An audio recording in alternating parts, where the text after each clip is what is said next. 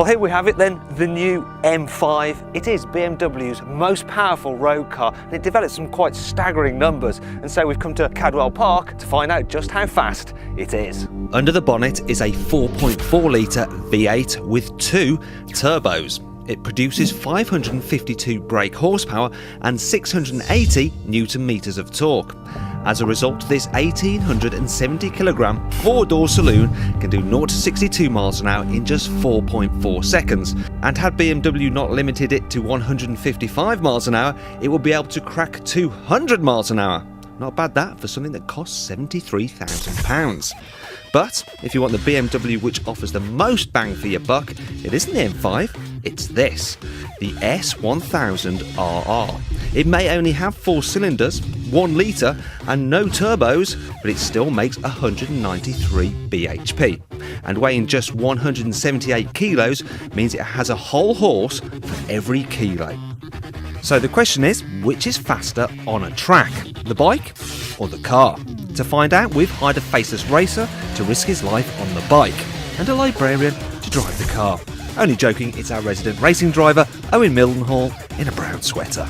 Cadwell Park may well be the mecca of motorcycling, but as the track is slippery today, the bike is at a severe disadvantage. So we're going to give it a 10-second head start and then see if a librarian in an M5 can catch it. Ready, steady, go! Bites away and it gets a good start away from the line despite the fact the track is wet and is running on summer tyres. However, we'll have to be very careful here leading it over into coppice because there's hardly any grip. Now for the car.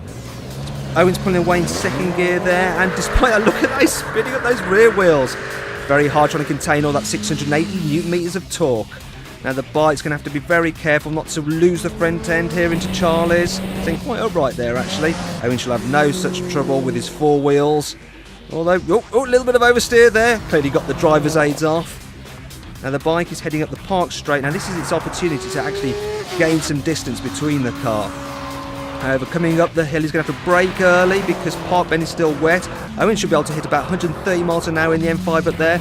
Bike turning in quite gingerly again. Car can go harder in on the brakes. A little bit of oversteer there. Once again, nicely dealt with by Owen. Out of Chris's curve, the bike's still very upright, worried about losing it, obviously. Whereas the car should be able to go pretty much flat out through there and just sweep down into the gooseneck. The gap is closing quite dramatically. Bike's heading down the hill now.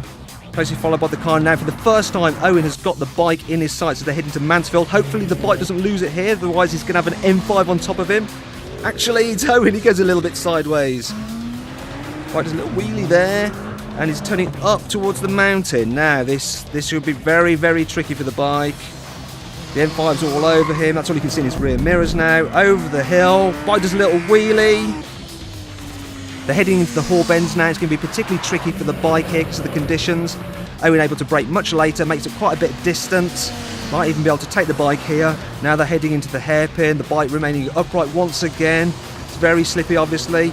Yeah, so Owen goes slightly sideways, loses a bit of time here as they head down into the barn. With all the leaves on the track, that must be quite nerve-wracking for the rider. Whoa, going steady around there. Owen goes sideways again. The bike's able to nail the throttle now to make up some of that lost time. They cross the line. There's only about a second in it, so the M5 managed to make up about 9 seconds on the bike. Well, there we have it then. That was really close, wasn't it? The car performed extremely well. Had it been dry though, it probably wouldn't have caught the bike. And when you think about it, this is 60 grand less than that. And if I had the guts, that's probably where my money would go. But I don't, so I'd rather have 4 wheels.